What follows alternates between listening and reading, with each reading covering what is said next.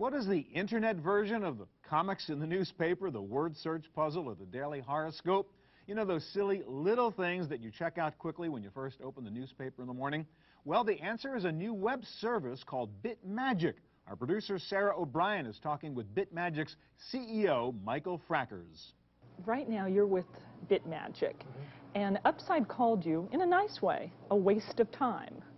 Not me personally. Me, the company. Yes. Our product. Yeah, our first product that we launched was, our slogan is, it's a great little waste of time. So we're pretty open about the fact that we try to distract you for 2 to 3 minutes a day. What BitMagic basically tries to do is entertain people that are busy. If you have little time, but you still want to laugh, you just get that short, quick dose of entertainment early in the morning, preferably about current events. We try to be current. Like today, we started with a joke about the Miss America election. That was, I think, on Saturday. So, and yeah, it just takes 2 to 3 minutes to watch the whole thing, and then you're done. But you need to download that player first. Yeah, you need to get the player first. It's made for people who have a modem. If you have a fast connection, it's great. It comes even faster. But if you have a modem, it works well too. It takes a few minutes to download, and then once you've done that every day, it gets the new edition, retrieves it automatically. So every day when you go online, our player automatically retrieves the latest edition. And then a little icon will start blinking in your system tray, the bottom right-hand corner of your screen. And then you can choose to watch it or watch it later in the day. And you know, most people watch it straight away when they have coffee, you know, in their office or that kind of stuff.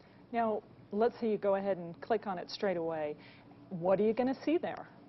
Well, what happens is that an oval-shaped player shoots up. It's not screen filling. We, you know, we're BitMagic, so it's a little magic, and so we don't take your whole screen. And what happens is then that it automatically starts playing.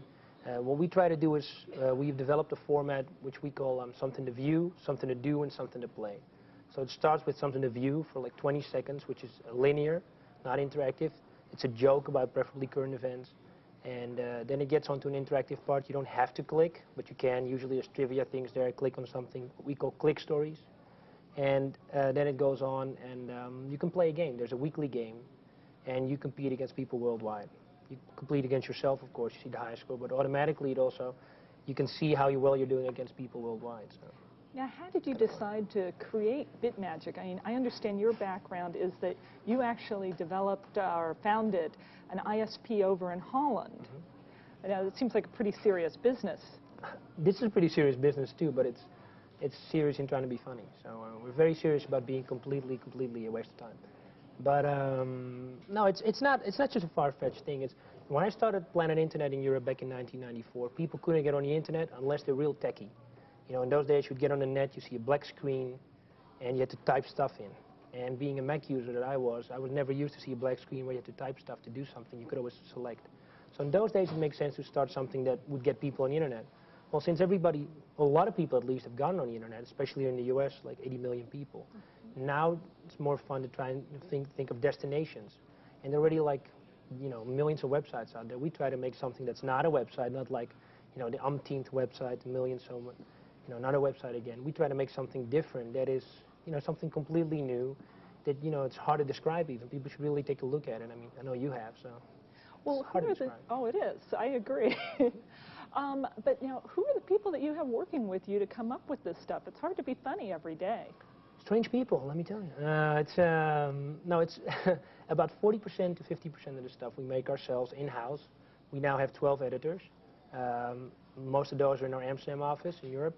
And we have now over 30 contributors worldwide who have been signing up over the last year while we're preparing to launch. And those are people from Australia, Canada, a lot of Bay Area people, New York, the UK, even as far as, I think there's some Finnish people in there. It's really a worldwide group of people who make stuff for us. Now, is it hard to have a sense of humor that translates over these different countries?